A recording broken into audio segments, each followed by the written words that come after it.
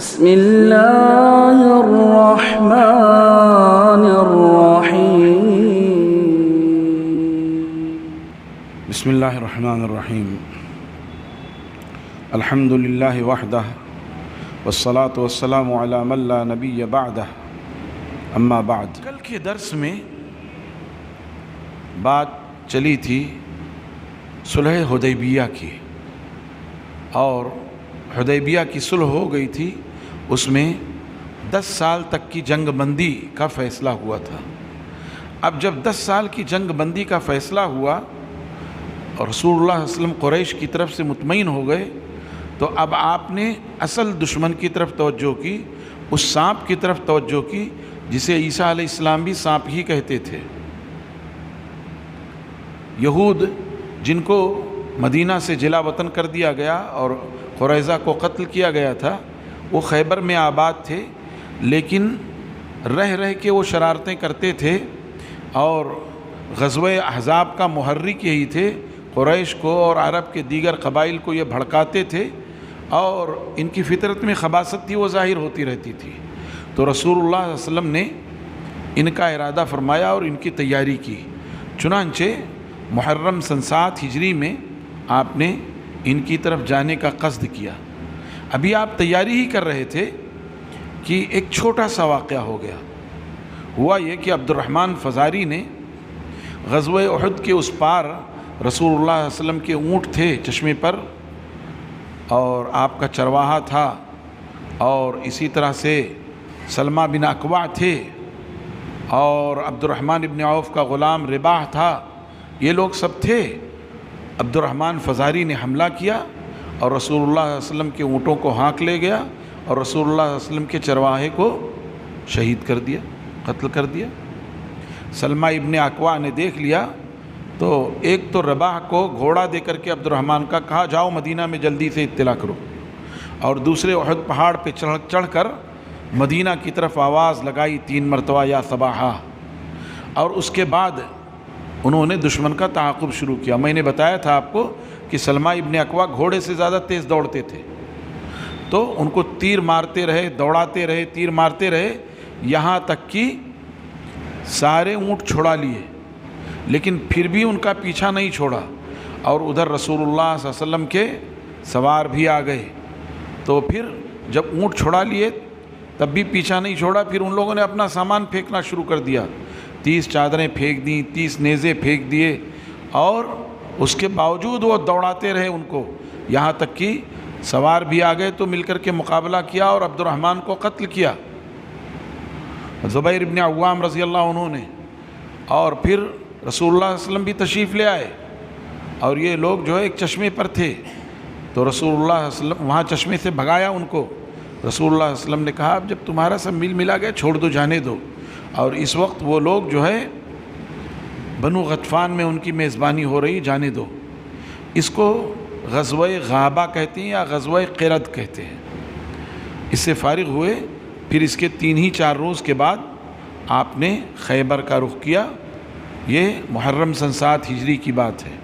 اور آپ نے اتنی خاموشی سے یہ سفر کیا کہ خیبر کے یہودیوں کو خبر تک نہیں ہوئی، یہاں تک کہ خیبر کے قریب آپ نے پڑاؤ ڈالا،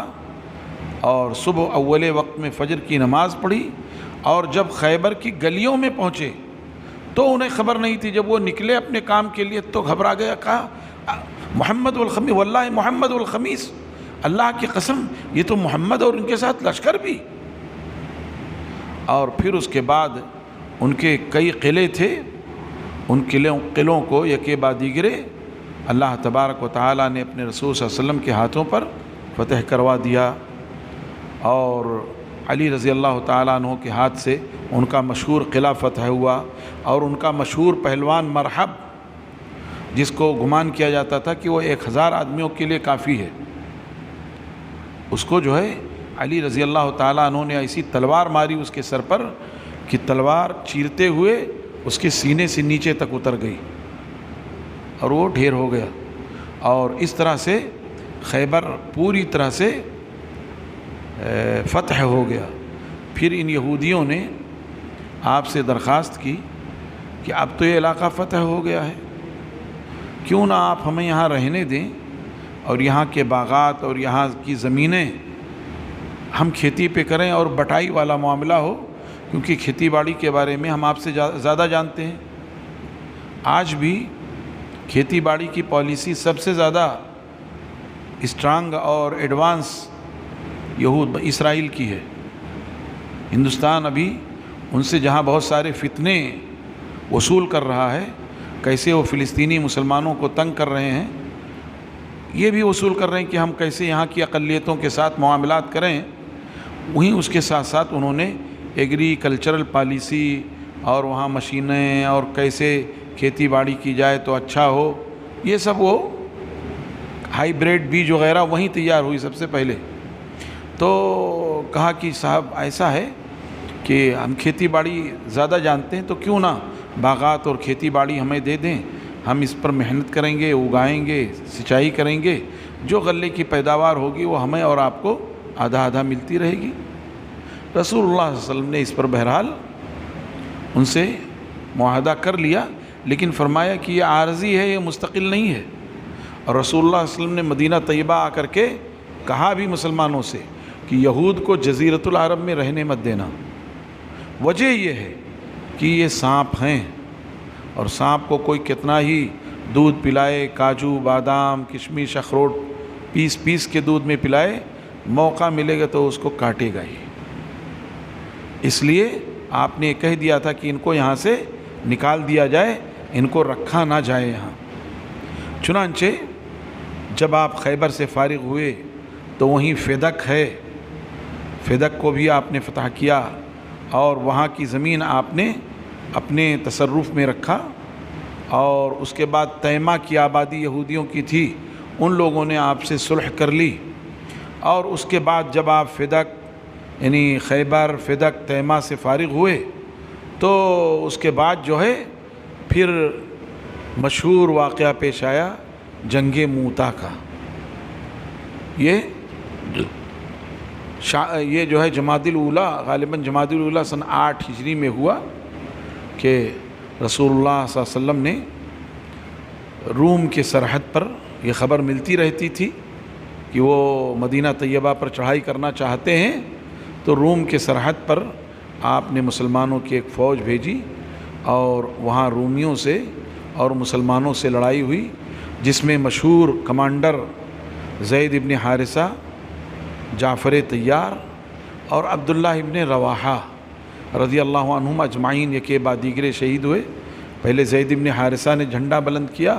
وہ شہید ہوئے، تو جعفر طیار وہ شہید ہوئے، تو عبداللہ ابن رواحہ، اور ایسے ہی مسلمانوں کی ایک بڑی تعداد شہید ہوئی۔ پھر خالد بن ولید رضی اللہ تعالیٰ عنہ نے وہ علم خود ہی بڑھ کے اٹھایا